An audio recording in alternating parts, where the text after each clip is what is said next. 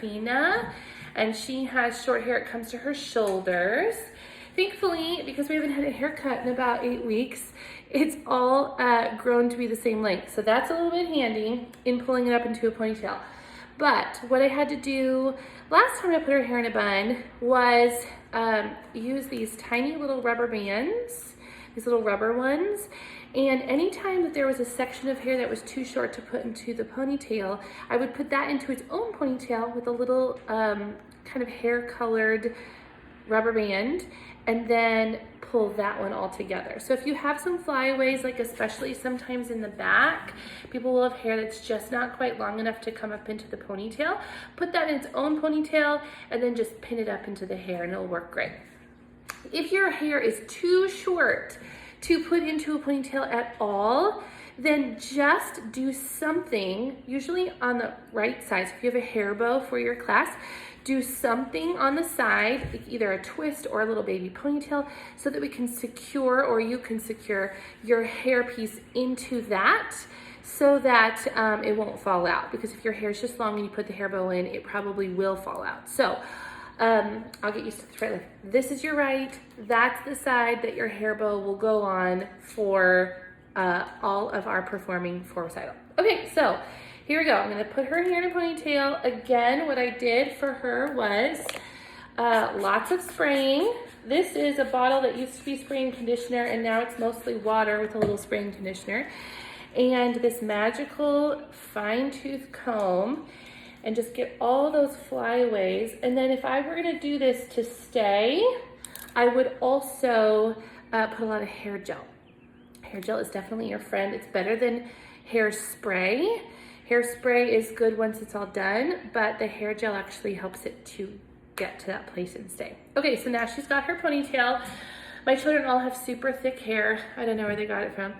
And so again, if you have super thin hair, flyaways, you're gonna have to work a little bit harder.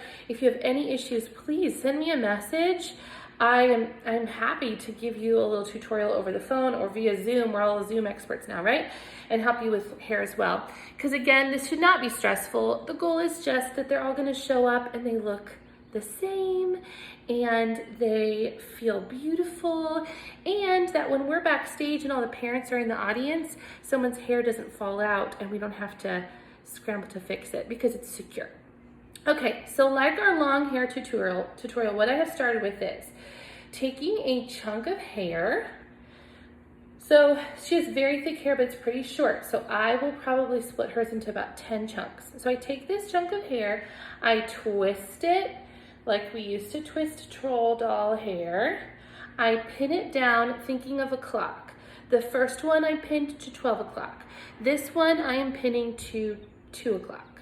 So I pin it down and then I continue keeping the hair twisted, bringing it around and pinning it. So this one I'm pinning at the end.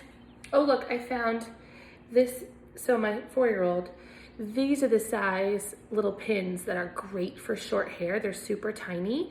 So there's a super tiny one. Here's a normal one. This is the type of pin we prefer. The ones that open up like this, they drive me crazy. They're so hard to use. So if you like those, great, go for it. But this is the type we prefer. And then if you have long hair, oops, dropped that one. They make really giant ones. So here's like a 3-inch one. Okay, so pinning down. So if I did 12 o'clock, 2 o'clock, now I'll go to 4 o'clock. If their hair has a lot of flyaways, you're gonna want to keep it really gelled and wet as you're going, and that's gonna help a lot of those flyaways stay in. And if you didn't watch the long hair tutorial, I'm gonna tell you once more, this entire thing should take less than 5 minutes. The ponytail is the hardest part. So I'm not counting the ponytail in the 5 minutes, but once you get your hair in a ponytail, putting their hair twisted up into a super fancy bun that has been secured with the hairnet, totally pinned, all of that, 5 minutes. If it's taking you more than 5 minutes, you're being extremely meticulous, which is beautiful. And some of these moms, they share pictures of their kids' buns and they are works of art. But you don't have to make a work of art unless it's something that you find enjoyable. So if you want to spend that much time, go for it. Send us a picture. We will all be inspired. But it's not necessary because the point of this is really bangs out of the way, hair really secure, kids all looking the same, not that we're going to see the back of their head very often.